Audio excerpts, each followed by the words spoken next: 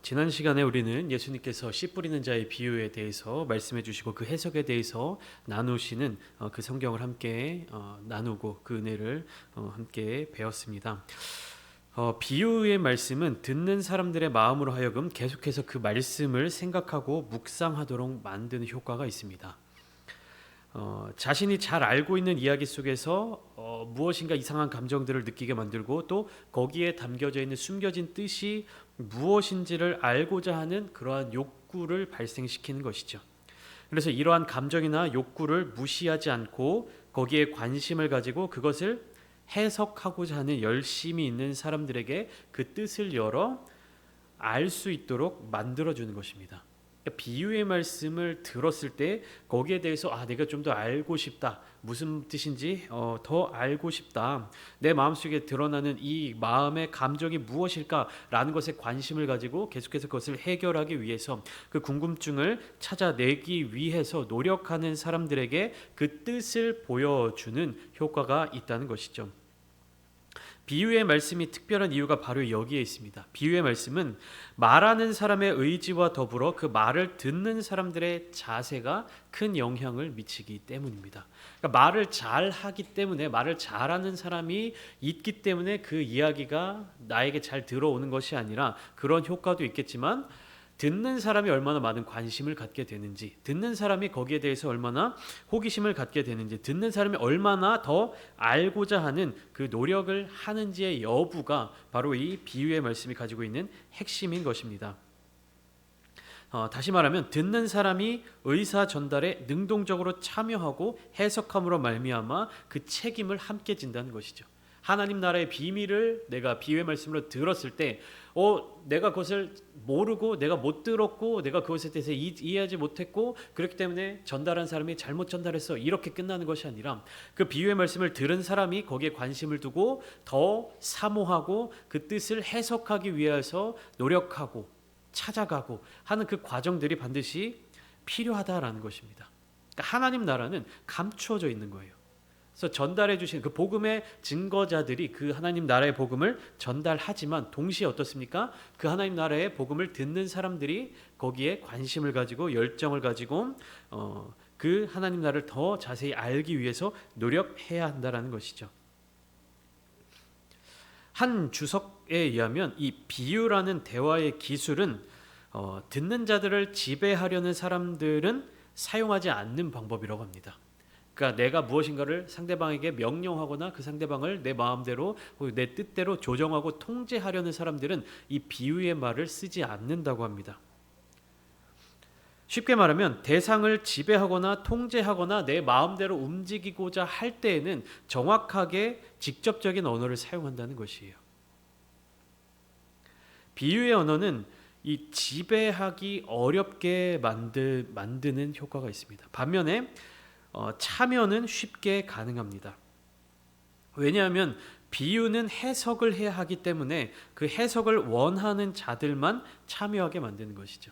우리가 일상에서 자녀들을 양육할 때, 자녀들을 키울 때 그것이 비유라는 것은 아니지만 직접적으로 말하는 경우와 그다음에 돌려 말하는 경우가 있죠. 예를 들면 자녀들 방이 너무 지저분합니다. 근데 명령형 말은 어떻습니까? 너 방 좀 치워라. 이렇게 얘기하죠. 근데 비유의 말을 혹은 이제 돌려서 말하게 되면 어떻습니까? 너 방이 돼지우리 같구나. 혹은 방에서 도깨비가 나오겠다. 돌려서 얘기하면 결국에 듣는 사람이 어떻습니까? 우리 엄마가 무슨 말씀을 하시는 거지? 우리 아빠가 무슨 말씀을 하시는 거지? 한 번 더 생각하고 그 말에 숨겨져 있는 뜻이 무엇인지를 파악해서 그렇게 움직여야 하는 것이에요. 네 방이 너무 돼지우리 같구나라는 이야기를 했는데 듣는 자녀가 아무런 관심이 없고 거기에 대해서 아무런 해석을 원하지 않고 그냥 엄마가 그렇게 얘기하는구나라고 넘어가면 어떻게 됩니까? 내가 원하는 대로 안 움직여지잖아요. 내가 바라는 대로 하지 않잖아요. 그럴 때 부모들이 어떻게 바뀝니까? 당장 치워라고 이렇게 직접적인 단어로 직접적인 용어로 이야기하게 되죠. 그렇기 때문에 하나님 나라의 비밀이 이 비유로 주어졌다라는 것은 하나님 나라의 복음이 전해지는 것에 누구의 책임도 있다? 듣는 자들의 책임도 있다라는 것입니다. 내가 아무것도 하지 않고 들으면서 아무 노력도 하지 않고 그 하나님 나라가 무엇인지 알려는 노력, 그런 자세를 갖지 않은 채 나한테 하나님 나라 안 주셨잖아요. 나한테 천국이 뭔지 안 알려주셨잖아요.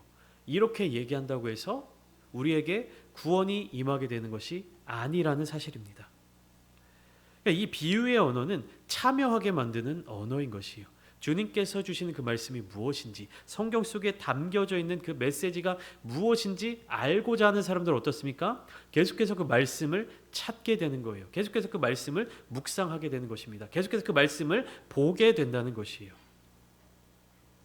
예수님은 우리를 하나님의 나라로 초청하셨습니다. 억지로 붙들어 두거나 강제적으로 백성으로 삼거나 하지 않으세요. 우리에게 초대의 손길을 내미시는 것이에요. 하나님의 나라를 소망하게 만드시고 주님의 말씀을 사랑함으로 적극적으로 참여하는 자들에게 주어지는 나라인 그 하나님의 나라를 소개해주고 계신 것입니다.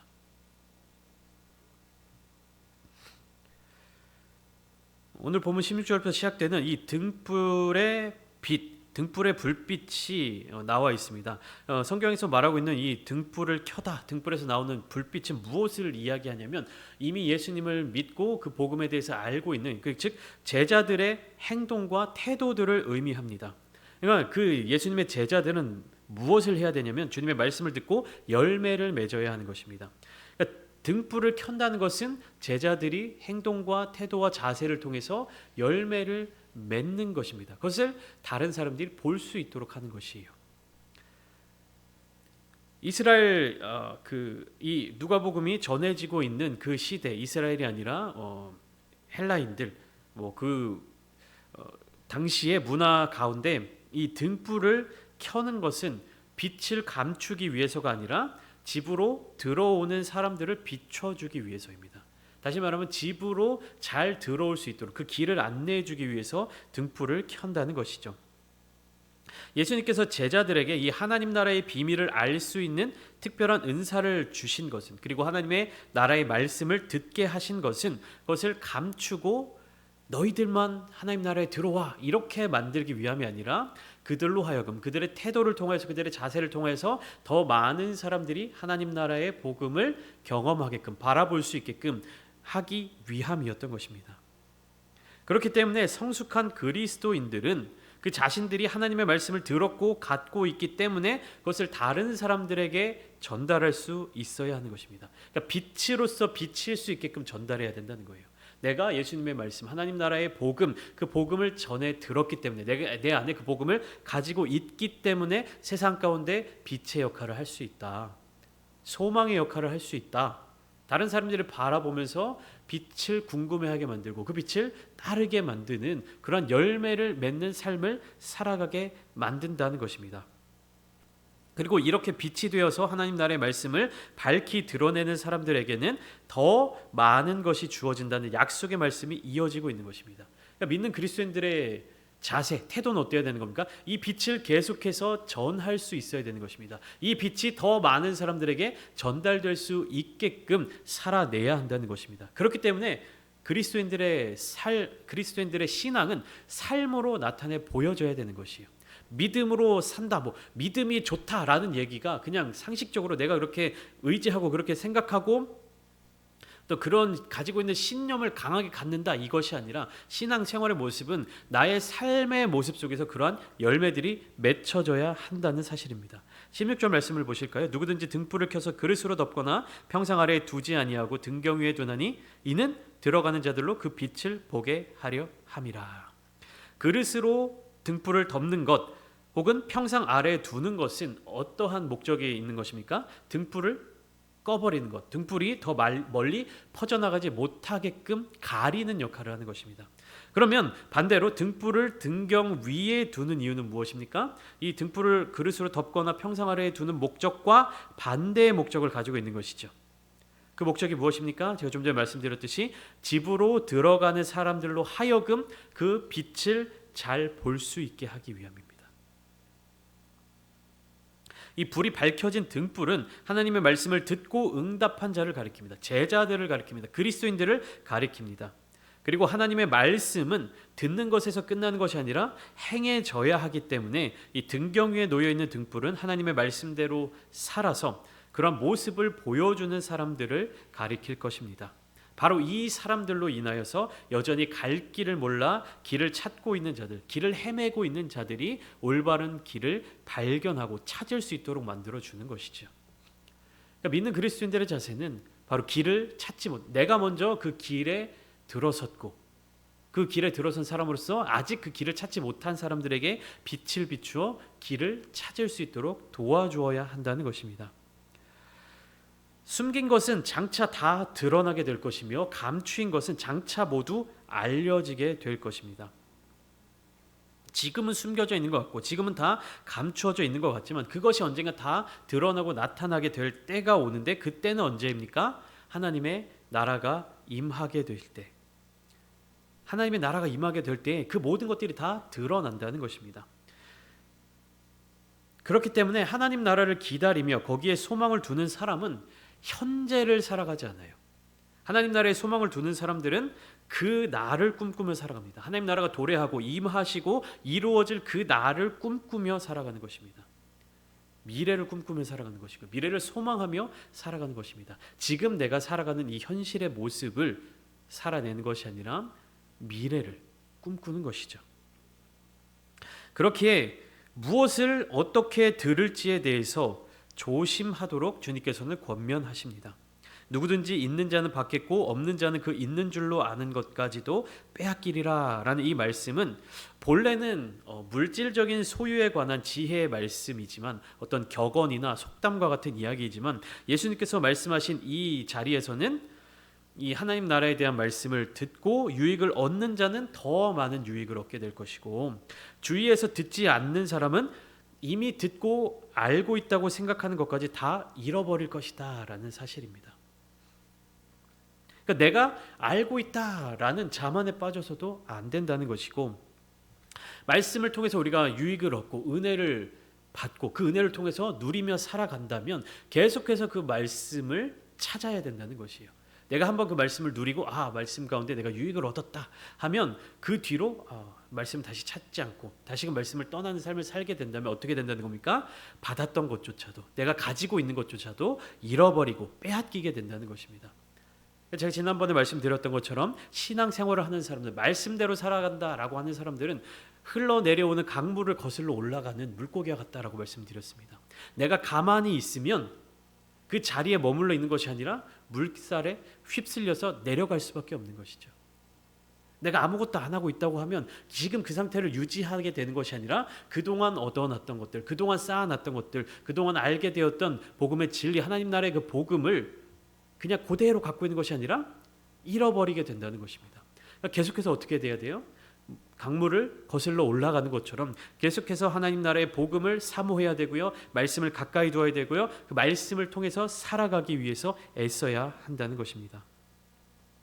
19절 말씀부터는 하나님 나라 안에서 한 가족이 된다는 것의 의미를 말씀해 주고 계십니다. 그러니까 하나님 나라를 소망하며 하나님의 말씀을 듣고 그 말씀을 붙들기 위하여서 애쓰는 사람들을 향하여서 예수님은 가족이라고 말씀을 하시는 겁니다.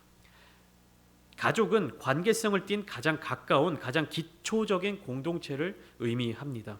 그러니까 예수님과 형제가 된다는 것, 주님과 진정한 관계를 맺게 된다는 것은 단순히 같은 부모에게서 태어난 혹은 육체적으로 어떤 혈연적으로 연관이 있는 그러한 사람들로 묶여 있는 것이 아니라 예수님과 형제가 된다라는 것은 의식적으로 예수님께서 전하시는 하나님의 말씀을 듣고 받아들임으로써 그리고 그것을 삶의 규범으로 삼음으로써 맺어진다는 것입니다. 예수님의 어머니요, 내 동생들이다 이렇게 하는 이 본문이 무슨 말을 의미하는 것이냐면 결국에 우리가 하나님의 자녀가 된다는 것과 이어지는 것이에요. 예수님은 누구시죠? 하나님의 아들이시죠. 근데 하나님의 아들이신 예수님의 동생이 되고 내 어머니와 동생들의 그런 예수님의 가족이 된다라고 하는 것은 결국에 무엇이냐면 우리로 하여금 하나님의 자녀로 삼아주신다라는 것입니다. 하나님의 자녀가 된다는 것과 이어지는 것입니다. 가족이 된다는 것이 결국에 육체에 속한 우리가 영에 속한 신령한 자녀들로 거듭날 수 있다는 소식입니다. 예수님은 바로 이것을 위하여서 이 땅에 오셨던 것입니다.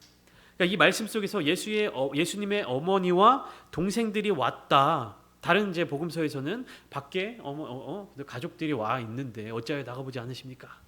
이런 과정 속에서 예수님께서 가족에 대한 정의를 내려주실 때 이 말씀은 결국에 무엇을 의미하는 것이냐면 육체적인 것에 속해서 그리고 혈연적인 것에 연결되어서 만들어진 가족이 아니라 영적인 세계에서 하나님과의 관계를 통해서 그리고 예수 그리스도를 통해서 나타나는 하나님 나라의 그 비밀, 드러나게 된 하나님 나라의 그 복음을 통하여서 하나님의 자녀가 되는, 그리함으로 예수님과 형제가 되는 그 복음의 은혜에 대해서 말씀하고 계신 것입니다. 본문에 나타나고 있는 예수님의 어머니와 그 동생들이 나타나고 있습니다. 누가복음에서는 구체적으로 나오고 있지 않지만 마가복음에서는 어머니의 이름 마리아의 이름이 나오고 있고요. 그 동생들의 이름이 나오고 있습니다. 야고보와 요셉과 유다와 시몬, 이렇게 예수님의 동생들의 이름까지도 나타나고 있는데요. 이 본문에 나타나고 있는 예수님의 어머니와 동생들은 겉으로 보일 때는 같은 혈육으로 묶인 가족 공동체로 생각되어집니다. 예수님의 어머니이고 예수님의 동생들이다. 근데 우리가 성경을 쭉 살펴보고 예수님에 대해서 알고 있는 사실은 무엇입니까? 예수님은 마리아의 몸을 빌려서 태어나셨지만 성령으로 잉태되신 분이시죠. 그러니까 혈육으로 묶인 가족이 아닌 거예요. 요셉의 아들들과는 혈육으로 묶이지 않으셨습니다. 그러나 예수님의 동생들이 하나님의 말씀 그리고 예수 그리스도의 복음을 접하고 말씀 가운데로 행하게 될 때에 진정 그리스도 안에서 한 형제가 될 수 있었던 것입니다. 예수님의 동생의 이름이 야고보와 요셉과 유다와 시몬, 이렇게 쭉 마가복음에 기록되어 있는데요. 신약 성경의 후반부에 보면 야고보서가 있죠. 야고보서를 쓴 이 야고보가 바로 예수님의 동생 야고보입니다. 초대교회의 지도자. 그러니까 예수님의 제자들 중에서도 야고보라는 이름이 두 사람이 있었잖아요. 그 제자들이 야고보서를 쓴 것이 아니라 예수님의 동생 야고보가 그 야고보서를 쓰고, 결국에 그 말은 무엇입니까? 예수님을 통하여서 하나님 나라의 복음, 그 비밀을 알게 된 후에 교회를 위하여서, 하나님 나라를 위하여서 헌신하는 사람이 되었다라는 것이죠. 유다서도 마찬가지입니다. 유다서도 혹자는 예수님의 제자 중에 유다라는 사람이 유다서를 썼다라고 생각하는 분들도 계시는데, 그것이 아니라 예수님의 동생인 유다가 이제 그 유다서를 통하여서 초대교회의 그리스도인들을 향한 권면의 메시지를 보내고 있는 것을 우리가 알 수 있습니다.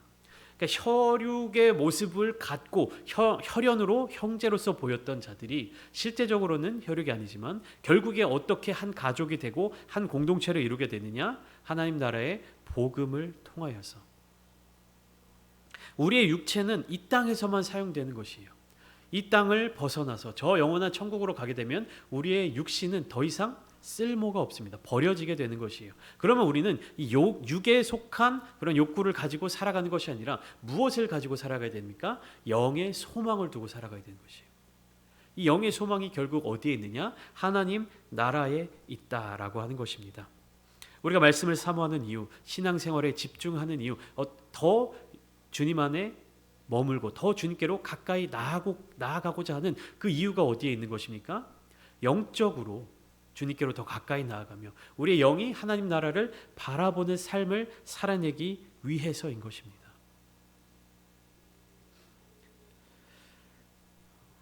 오늘 본문은 25절까지 읽었지만 말씀을 좀 마무리하려고 합니다. 여러분, 하나님의 나라는요, 우리 육의 눈으로 바라볼 수가 없습니다. 성경 말씀을 통해서도 장차 드러나게 될 하나님 나라에 대해서, 그리고 장차 드러나게 될 그 하나님 나라의 비밀에 대해서 계속해서 보여주고 알려주고 계신 것이에요. 비유의 말씀은요, 누구나 아무나 볼 수 있는 것이 아닙니다. 누구에게나 주어지지만 그 주어진 말씀에 반응하여서 이 말씀이 무엇인지 더 사모하고 그 말씀대로 살아가기 위해 몸부림치는 자들에게 은혜로 주어지는 것입니다. 오늘 이 시간 우리가 말씀을 듣고 또한 함께 모여서 예배드리고 찬양하며 기도할 때에 우리가 우리의 육신이라든지 우리의 정신이라든지 우리의 마음이라든지 우리가 다양한 종교적인 목적이 있죠. 기독교가 아닌 다양한 종교 가운데 마음의 수양, 심신의 안정, 이런 것을 추구하며 그런 것을 목표로 삼는 종교들이 많이 있습니다. 그러나 기독교는 그러한 종교가 아니죠. 하나님의 나라의 복음이 전해지고 그 빛을 따라서 그 빛을 소망하면서 하나님의 말씀 가운데로 더 나아가고 그 말씀대로 살아가기로 결단하는 사람들의 모임이 바로 교회이며, 바로 그 교회, 예수님을 따라 살아가기로 다짐하는 자들의 모임이 그리스도인들, 바로 기독교인들이라는 것입니다.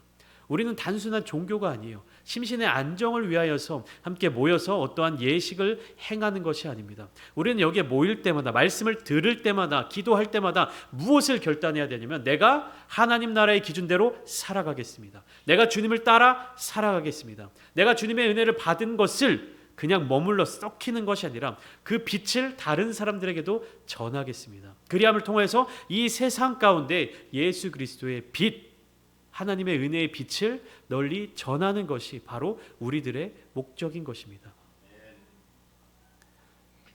말씀을 함께 나누면서도 저도 계속해서 말씀을 묵상하면서 이 부분을 두고 소망하고 있습니다.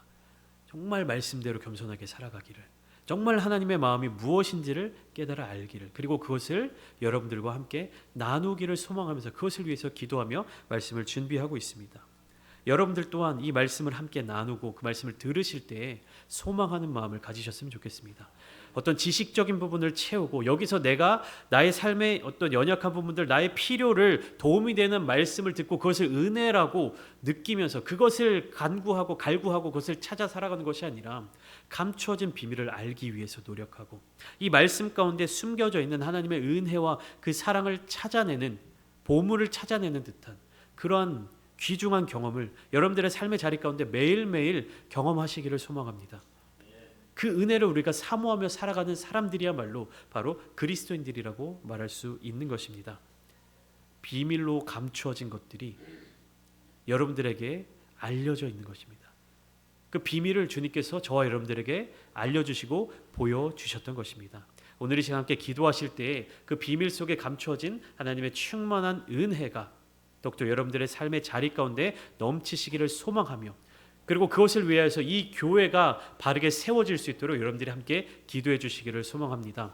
단순히 우리의 어떤 이익이나 우리의 어떤 목적을 가지고 이 교회를 사람의 뜻대로 움직여 나가는 것이 아니라 정말로 하나님께서 저와 여러분들을 위해서 예비해 두시고 준비해 두신 그 과정이 있고 그 목표가 있고 그 결과가 있는 줄 믿습니다. 그것이 사람의 생각이 아니라 하나님의 뜻대로 이루어질 수 있도록 하나님의 뜻을 속히 이루어 주시옵소서, 인도하여 주시옵소서. 함께 기도하시며 이 교회를 세워 나가시는 저와 여러분들이 다 되시기를 주님의 이름으로 축원합니다.